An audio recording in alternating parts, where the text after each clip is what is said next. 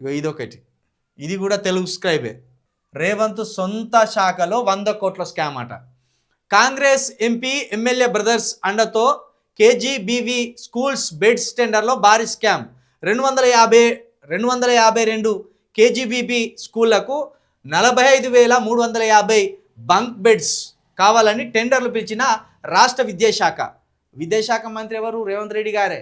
170 కోట్లకు టెండర్లు దక్కించుకున్న టూఫ్రా మెగా రెడ్డి కొడుకు మఫత్ కంపెనీ 13,000 లోపే దొరికే బెడ్లను ఎక్కువ చూపించి 88 కోట్ల స్కామ్ చేసిన కంపెనీలు. ఆర్టీఐ వేసిన బయటకు రాని టెండర్ వివరాలు. చక్రం తిప్పిన మేల్ మెగారెడ్డి. ఎంఎస్ఎంఈలు టెండర్లు వేయకుండా నిబంధనలు కూడా మార్చినట్లు అనుమానాలు.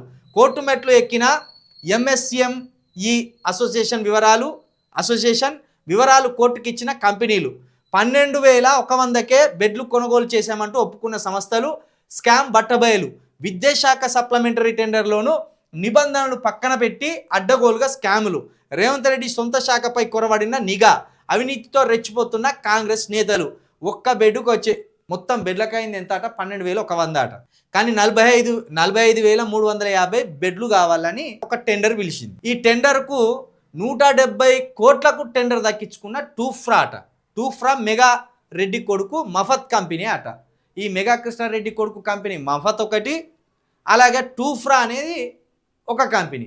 ఈ రెండు కంపెనీలు కలిసి 170 కోట్లకు టెండర్లు పిలిచిందట. టెండర్లు పిలిస్తే ఏం చేసిందట వీళ్ళు? 13,000 లోపే దొరికే బెడ్లను ఎక్కువ చూపించి 88,000 కోట్ల స్కామ్ చేసిందట. 13,000కే దొరుకుతాయట ఆ బెడ్లు. కానీ 88 కోట్లు వెయిలు కాదు, 88 కోట్లు చేసిందట స్కామ్. ఇక ఆర్టీఐ వేసిన రైట్ టు ఇన్ఫర్మేషన్ యాక్ట్ కింద వేసినా కూడా సమాచారం ఇవ్వలేదట.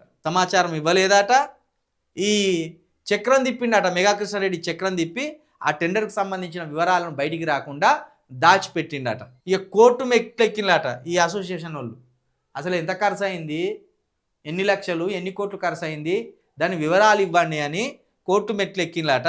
మరి ఇంతవరకు అయితే అవి బయటికి రాలేదు.